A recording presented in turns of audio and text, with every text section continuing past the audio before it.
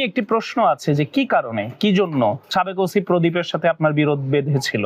OC প্রদীপ বা বাংলাদেশ পুলিশের কোনো ভাই এবং বোনের সাথে আমাদের ব্যক্তিগত, বিশেষ করে আমার ব্যক্তিগত কোনো শত্রুতা নেই। কারণটা হচ্ছে যে গত 24 জুন 2019 ইংরেজি তারিখ ওসি প্রদীপ মাদক নির্মূলন নামে টেকনাফ থানায় বেপরোয়া মাদক সেবন নিজেদের একটা বলয় তৈরি করে সাবেক উকিয়া টেকনাফের সাবেক এমপি আব্দুর রহমান বদি সিন্ডিকেটের আজকারায় একটা বলয় তৈরি করে কক্সবাজারের সাবেক পুলিশ সুপার তৎকালীন এবিএম মাসুদ হোসেন সহ তারা পুরো একটা সিন্ডিকেট এই অঞ্চলে মাদক নির্মূলন নামে নিজেরা মাদক ব্যবসা করছে, বিচার বহির্ভূত মানুষ হত্যা করছে, লাইলাতুল কদরে মানুষ মারছে, ইয়ৌমুল আরফাতে মানুষ মারছে, তারাবি পড়তে দেয় নাই, সেহরি খাইতে দেয় নাই, মা বোনদের সম্ভ্রম হানি করছে, ইজ্জত হানি করছে।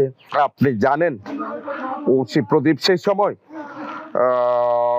কথিত ক্রসফায়ার নাম দিয়ে শত শত মানুষ মাদক ব্যবসায়ীদেরকে হত্যা করছে, পাশাপাশি সেখানে নিরহ কিছু লোকজনকেও তারা হত্যা করেছে। সবচেয়ে অমানবিক বিষয় হচ্ছে যে যারে ওসি প্রদীপ হত্যা করেছে, বন্দুক যুদ্ধের নাম দিয়ে হত্যা করছে, ক্রসফায়ার দিয়েছে, তিনি তো মারা গেছেন। ও যে এলাকায় হত্যাকাণ্ডের ক্রসফায়ারের ঘটনা সংঘটিত করছে, প্রতিটি ক্রসফায়ারের ঘটনায় তিনটা করে মামলা নিচ্ছে। একটা হচ্ছে যে পুলিশের উপর হামলা, ওই মামলার আসামি করছে কাদেরকে?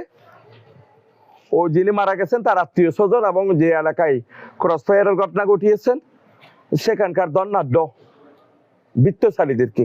অবাক বিষয় হচ্ছে যে আপনি একজন মানুষ মারা যাওয়ার পর ও তার আত্মীয় স্বজনরাও যেন জানা যায় অংশ নিতে না পারে, ওই লাশটা যেন দাফন দেওয়া না যায়, ওইরকম একটা মগের মুল্লুকের অবস্থা তৈরি হয়ে গেছিল। তাই বিবেকের কারণে আমি পেশাগত কারণে গত 24 জুন 2019 ইংরেজি তারিখ টাকা না দিলে ক্রসফায়ার দেন টেকনাফের ওসি শিরোনামে একটা সংবাদ প্রকাশ করেছে। এটাই মূলত আমার জীবনের একটা কাল।